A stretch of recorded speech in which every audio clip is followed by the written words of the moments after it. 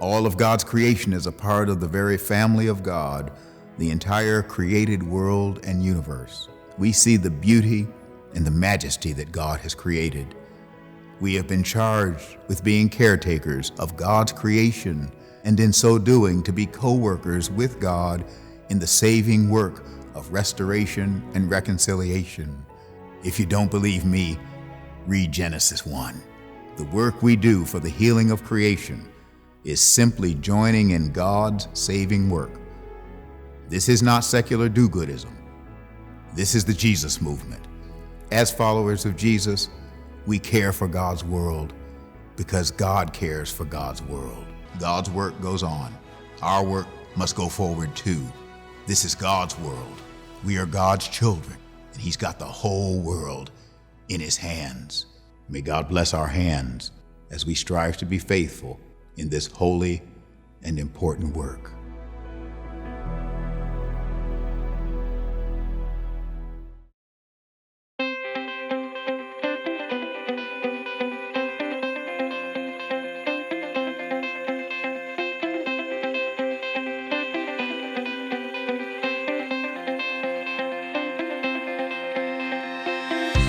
Pope Francis has written a letter addressed to every person on this planet, urging us all to protect the earth, our common home. In the letter, he says, "The earth is God's gift to us, full of beauty and wonder, where the fruits of the earth belong to everyone. But what we see today is that our common home has never been so hurt and mistreated as it has been in the last 200 years. We have developed at a greater speed than we could ever have imagined. We have treated the earth like it has an unlimited supply of resources, taking more than our fair share from most people on the planet, as well as future generations to come.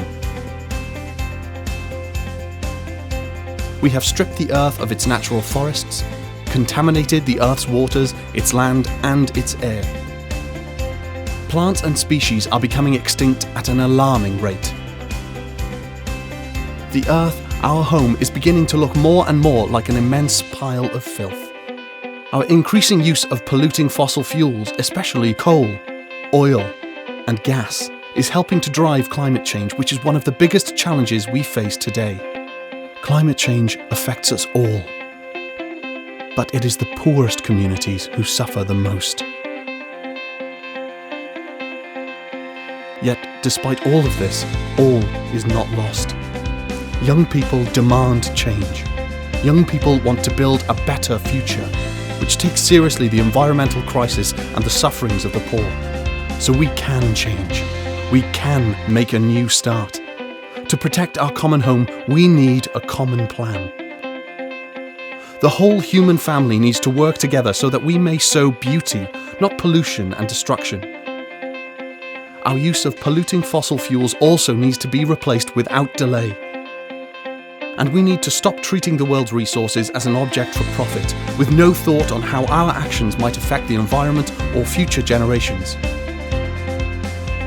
So let's put love for the world and love for our neighbour into action by living together in harmony, listening to one another, caring for nature, and getting involved with society and politics. Let's undergo an eco-conversion in which we listen to the cry of the earth and the cry of the poor. This means taking seriously things like avoiding the use of plastic and paper, reducing water waste, separating rubbish, and using public transport as a part of our calling to protect creation. But more urgently, we need to slow down on how much we consume and throw away. We can find great joy and freedom in living simply, rather than always on the lookout for what we do not have. We are capable of these changes and making a new start. So let us make that start today. Signed, Pope Francis. Laudato Si, a letter from Pope Francis on care for our common home.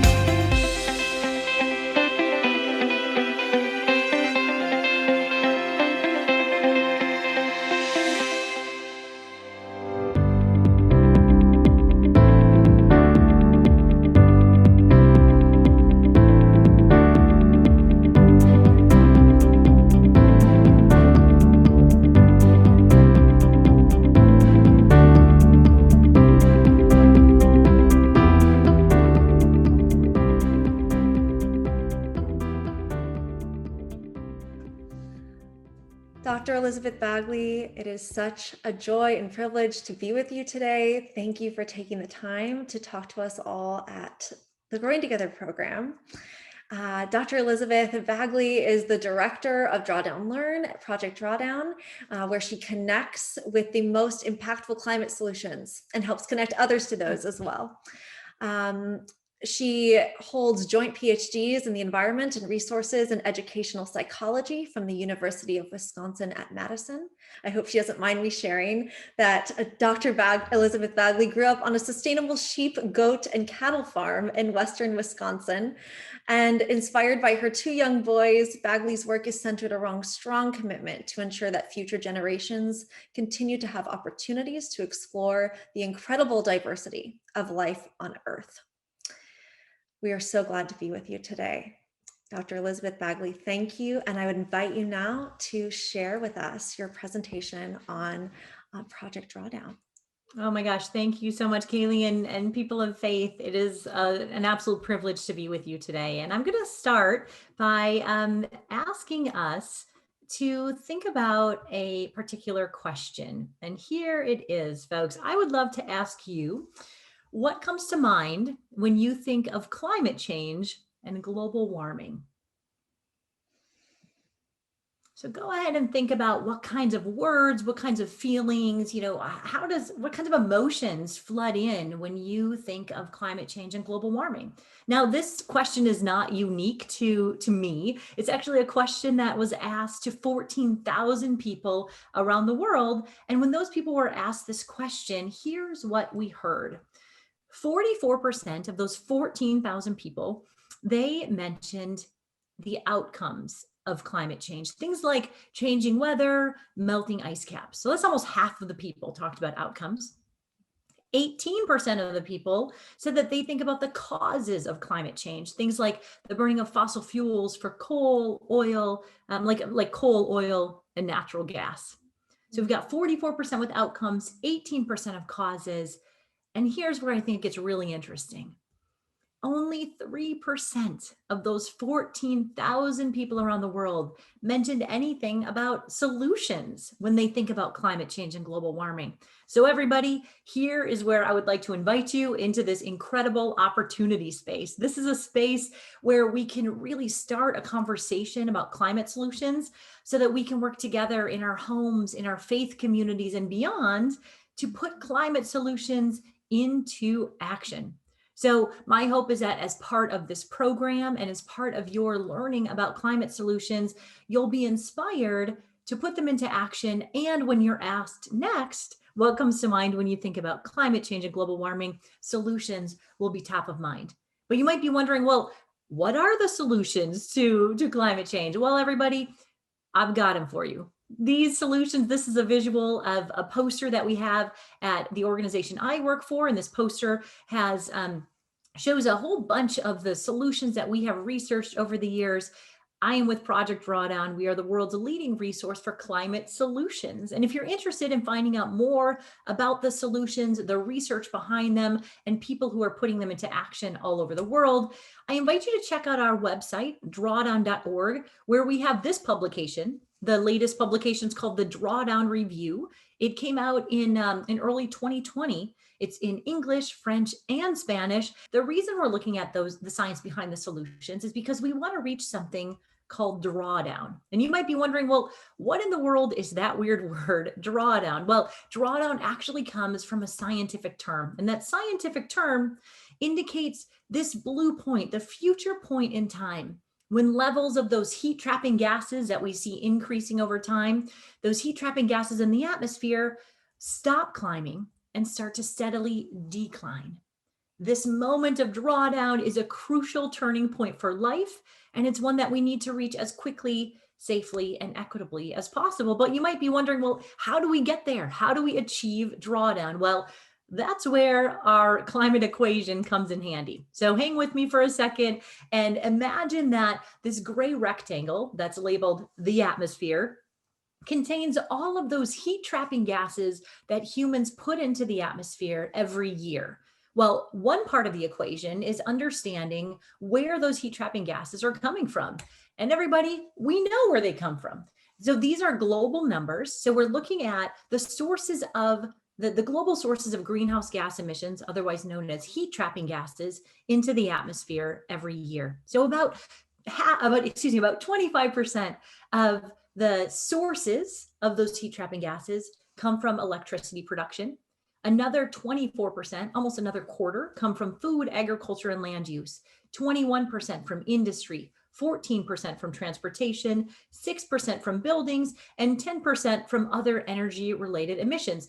This is great. We know we can identify the sources of those heat-trapping gases, but thankfully, the story doesn't end there. That's where nature does us an enormous favor and removes about 40% of those heat-trapping gases from the atmosphere. This is nature all by itself doing what it does best with the land sinks and coastal and ocean sinks. But about 60% of those heat-trapping gases are left behind in the atmosphere, and that's what's creating that thick blanket around the planet. So now we know where the heat-trapping gases come from, we know where they go, and that's what helps us identify the suite of climate solutions that we can all implement to help reach drawdown. So one of the things that we want to do is we want to think about the 3 S's. So the first S is sources. We want to reduce those sources. You'll recognize these as the sources going into the atmosphere, right? We want to make sure that we're reducing the sources related to electricity, food, agriculture, and land use, industry, buildings, and transportation. We also, though, want to think about the second S, which is sinks. So we have sources, we have sinks, and we want to support and enhance the sinks of carbon dioxide found in nature. And the third S, we have sources, sinks. The third is society. We want to help society achieve broader transformations. This, everybody, this is the Drawdown framework for climate solutions. These are the 3 interconnected areas for action that we need to pursue globally, simultaneously, and with determination. As you're part of the Growing Together program, I want you to be thinking about where you can plug in, right? Where are the sources, the sinks, and the societal solutions that make sense for your community of faith, for your broader community? Because these solutions that we talk about at drawdown.org are not solutions further down the road. They are solutions that we have in hand today that help us reach drawdown and really begin to come back into balance with the planet's living systems. These solutions are tools of possibility in the face of a seemingly impossible challenge. And people and institutions of all kinds in all places have roles to play in this great transformation. And the solutions that we discussed today are a synthesis, a collection of collective wisdom and collective action that are unfolding across the globe. So beyond addressing just heat trapping gases, climate solutions can have co-benefits that contribute to a better, more equitable world. For example, those that curb air pollution are also health solutions. This is an image of a clean cook stove. Others that protect and restore ecosystems are also biodiversity solutions. Many climate solutions create jobs, they foster resilience to climate impacts like storms and droughts, and they bring other environmental benefits like safeguarding water resources.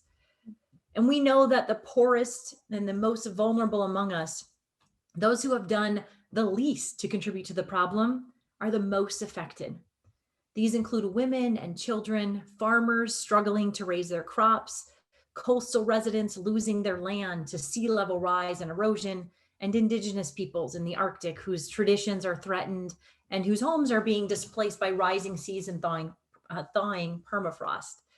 We know it takes intention, care, and courage to move solutions forward in ways that heal rather than deepen systemic injustices. And we all have the opportunity and the obligation to co-create systems that are safe and equitable, ensuring that both people and the planet can thrive together. So my question to you is, what can you do? Widespread awareness and understanding of climate solutions is vital to kindle agency and effect change worldwide.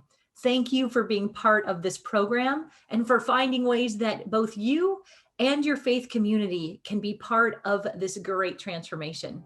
It's such a pleasure being with you.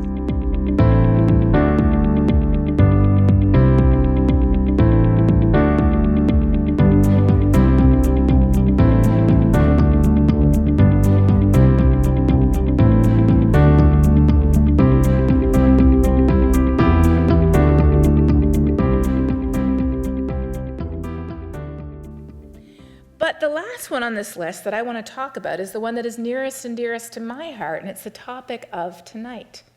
It's the idea that our faith or God or our spirituality gives us hope. Well, people might say, but why do you need that? We have the science, and we absolutely do. What the science does is it can tell us.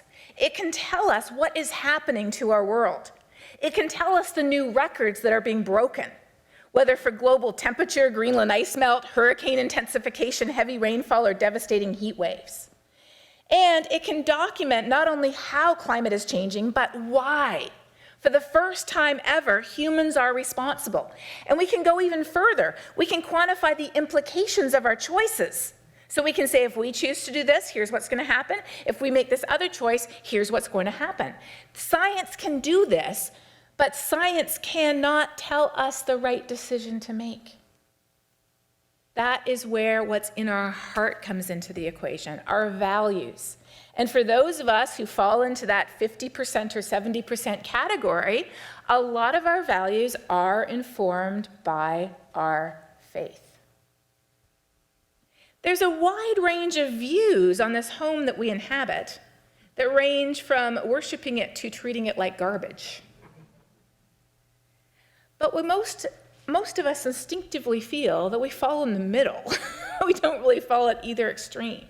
And we understand that without the air that we breathe, without the water that we drink, without the food that we eat, without the safe places that we live that are provided by this planet, we would not be here. We are designed to live on this planet.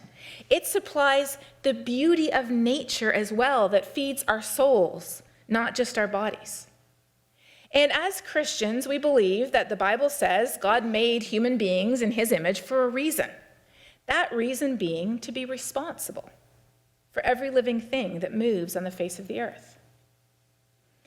Rather than being given a piece of land and letting it decay and extracting every piece of value that we can from it, we believe that we are to be caretakers, to be gardeners, to be stewards, to have responsibility. And this is where the whole concept of creation care comes from. But this concept is still incomplete because we're living things too. And when we look at the impacts of a changing climate and who is most vulnerable to those impacts, we see that the people who are most vulnerable are the ones who have done the least to contribute to the problem. The people who are already hungry, the people who already do not have clean water to drink, the people who are already dying from diseases that nobody should be dying from in 2019. Climate change is, as the US military calls it, a threat multiplier. It's the hole in the bucket. It is not just an environmental issue. It is not just a science issue. Climate change is a health issue. It's an economic issue. It's a poverty issue, a hunger issue, a justice issue. It's an everything issue, and it connects directly to what we believe. As they say in Texas, where they print the Bible on road signs, that love thy neighbor thing, I meant it, signed God. But when you go to every other major religious tradition in the entire world, you see the same two themes of responsibility for our shared home and of caring for those who are less fortunate than us. So in that article that I wrote with my fellow scientists for the American Geophysical Union, Asma, who is Muslim, said, as a scientist and a person of faith, I feel this obligation towards justice. The Quran states that we are guardians of the earth and uses the word compassionate for the attitudes that God has. My other colleague, Vaishali, is Hindu, and she says, there's two concepts in my faith that appeal to my mind. The duty to care for and treat with respect all living things on earth, and the fact that our actions have an equal reaction in the future. We have a duty to do our part in ensuring that we have a functioning, abundant, and bountiful planet. I loved reading these because we didn't coordinate. We just went and wrote our own things and we brought them back together and we thought, oh my goodness, we use different words, but we're saying the same things. So why do we care? The reason we care about this is because of who we already are. Who are you? Are you a parent? a sister, a brother, a child? Are you a scientist, an advocate, a person of faith? Are you a hiker, a birder, a Rotarian? Who are you? Whoever you are, you're the perfect person to care. And the reason you care about climate change is because of who you are. So who I am then in turn informs not only why I care, but it informs what I think I should do about it. And that, again, is where our head meets our heart. So as a Christian, the verse that means the most to me about what we're supposed to do about it is this one. It comes from the book of Timothy, where the Apostle Paul is talking to Timothy, and he says, God has not given us a spirit of fear. When we hear people talk about climate change these days, fear is the overriding emotion. Fear that ending our use of fossil fuels will devastate the economy and ruin our lives. Fear that if we don't, it will devastate the economy and ruin our lives. Fear of this person getting control or that person doing that. Fear is what drives so much of our conversation today. But we're told, we're given a litmus test, that the spirit of fear is not how we're supposed to operate. We're supposed to operate with three amazing things. A spirit of power. What is power? Power is the ability to act, not be paralyzed by fear, but the ability to be empowered to act. How? Out of love and compassion for others, and, as a scientist, this is my favorite part, with a sound mind to make good decisions based on facts and data. So what gives me hope? Everything on this list gives me hope, but if I had to pick one, it's the thing that is nearest and dearest to my heart, and that is the fact that I am a person of faith. And my attitudes towards my child and other children, my attitudes towards my fellow advocates and organizations, technology, innovation, and education, all comes from that same foundation of being responsible and caring for others. So how do we spread this hope? How do we spread it is right there. It's the next thing on the list, by talking about it. When they asked me to do a TED Talk that was released a year ago this week, they said, what do you want to do it on? And I said, I want to do it on the most important thing we can do about climate change. And they said, well, we already have TED Talks on light bulbs. I said, no. I want to do it about talking. How does talking give us hope? Not talking about all the depressing science, talking about why it matters to us in the places where we live and what we can do to fix it. Because when I asked you what gives us hope, what was the common denominator in your answer? People. How do we engage with people? By talking. By engaging with each other as human beings, by looking at each other eye to eye, by rejoicing in what we share, by respecting what we differ on, by talking together about how we could head into that better future, that is where we find our hope. And for me, hope is a bit of a reverse emotion.